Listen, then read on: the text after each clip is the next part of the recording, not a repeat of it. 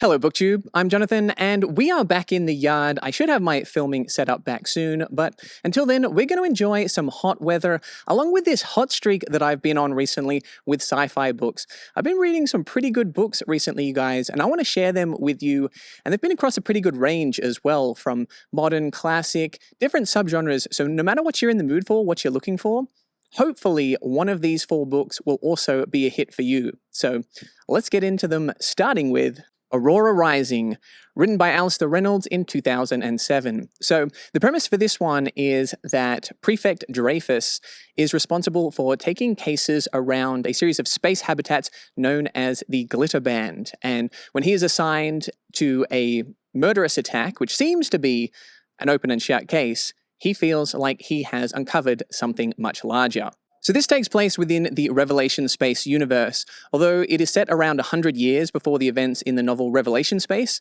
So I think you could pick this book up if you haven't read the Revelation Space series and be able to follow the plot fairly easily.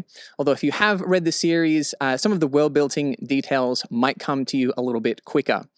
I think also it holds up fairly well as a standalone. I think it's a rather satisfying narrative, although it does leave a few open threads at the end. So you can either choose, if you want to just pick this up and read it as a one and done, or if you liked it and you want more of it, well, then you can continue with the sub-series, the Prefect Dreyfus Emergencies, a sub-series within Revelation Space. So something that I enjoy about Alastair Reynolds' books is the ambitious scope which he writes regarding time and space.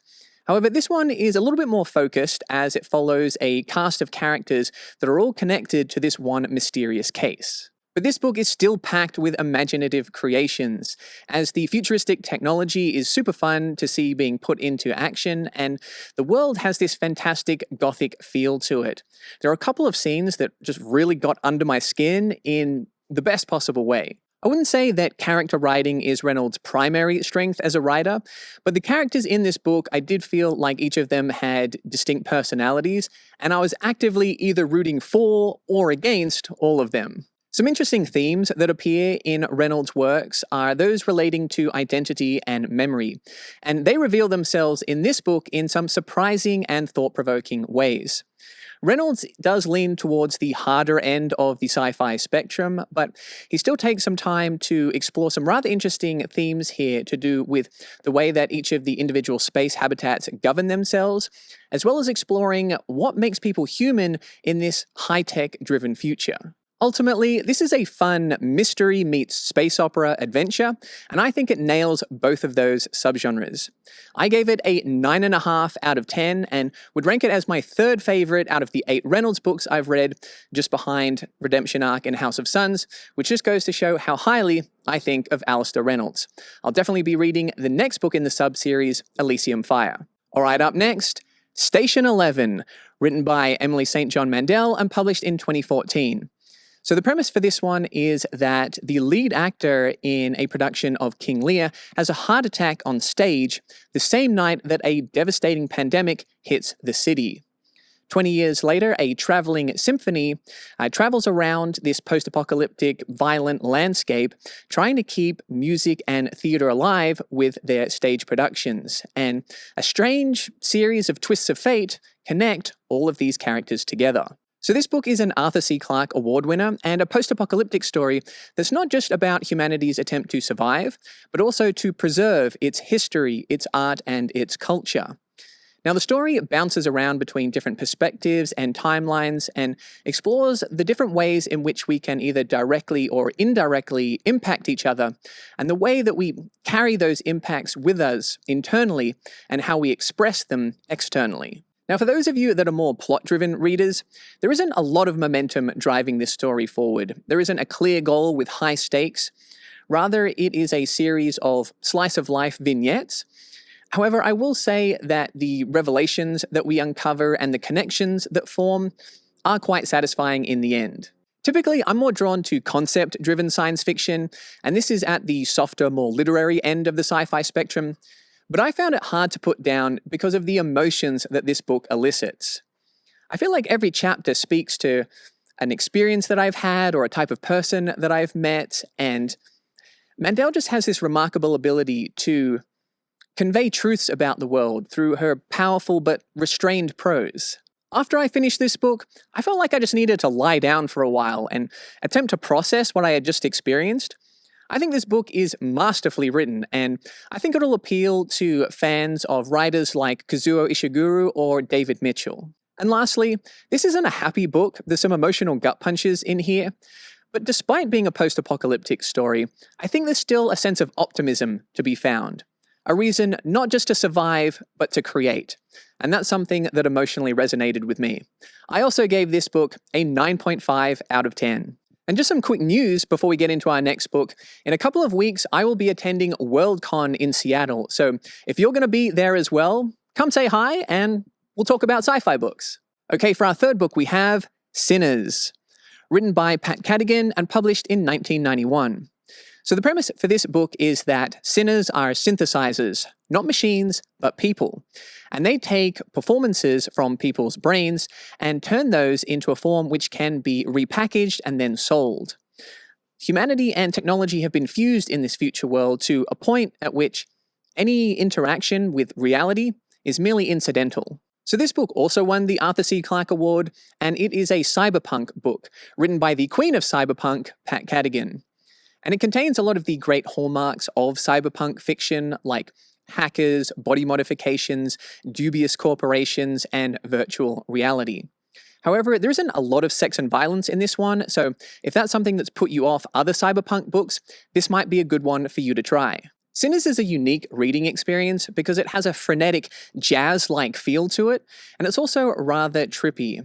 Sometimes you'll be reading something that feels real, and then all of a sudden, it's completely surreal, and you didn't even notice the transition between the two. It'll just slip in and out, and sometimes you're trying to figure out what exactly is real, and you get the sense that some of the characters feel the same. However, I wouldn't say it is a tough read, because it doesn't use a lot of technobabble.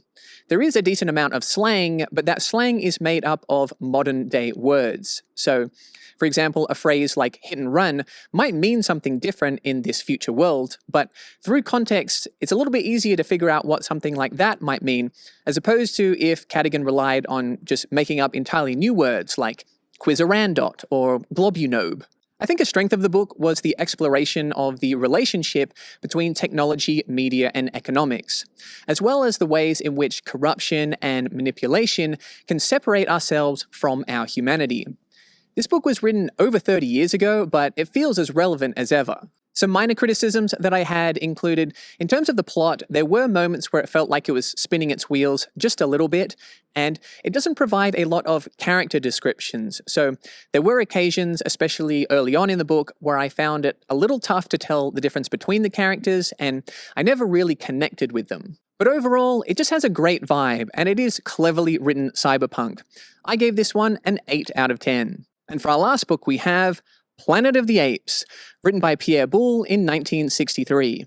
So you guys are probably familiar with this story, but it is about an exploration to a distant planet where our explorers find on this planet that apes are the dominant species and humans live like animals. A while ago, I watched the recent Planet of the Apes film trilogy, and I thought it was fantastic, so that inspired me to go back and pick up the original novel.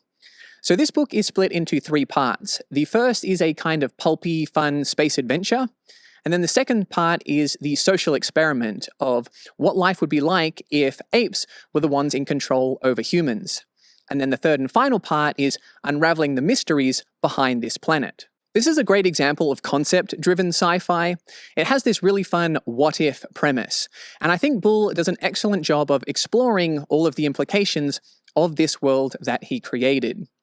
Now, I'm not sure how different the writing would be if I read it in the original French, but I really enjoyed the writing in the English translation. This isn't a hard sci-fi book, but I did enjoy the small amount of science that was inserted into the book, and the parts where it maybe got a little fantastical with the science didn't really bother me because I thought it worked well in terms of servicing its social themes, in terms of what shapes a society and defines its culture. If you've watched the film, you might think you know how this story ends, but the ending in the book is actually a little bit different, and it's the ending that I prefer. In fact, I actually think it wraps up so perfectly that when I finished this book, I put it down and I physically clapped. And then the second thing I did was go straight to Folio Society and order this awesome special edition. I think the cover art for this is great, and the red and gold spine really pops off the shelf. So I'm very happy to have this in the collection. I love this book. I give it a 10 out of 10. So there you go. We've been on a bit of a heater recently, and I don't want to say anything that will jinx it, but there is one thing left for us to do, and that's see if we can keep the hot streak going with our Patreon pick of the month. Welcome to the Quantum Wheel, where all of the patron picks are both simultaneously picked and not picked until we observe a winner. Let's find out if there's another 5-star book waiting for us in the month of August. I've got a good feeling about this month's wheel. A banger is going to be provided in the form of The Mountain in the Sea by Ray Naylor. Okay, I'm going to learn a lot about octopuses, I think. I don't know a lot about this one. I think it leans towards the harder end of the sci-fi spectrum. Maybe a first contact story in a way. Let's find out. But look this one up. If it sounds interesting to you, join us and read it in the month of August. Hope you enjoyed the video. If you did, smash or just gently click the subscribe button. And if you really enjoyed it, consider checking out the perks of becoming a Patreon member, where you can become one of my robots, androids, or cyborgs, like Nima, A New Eden, Half-Ogre, Zakawe, Samil, and the Planet of the Collins.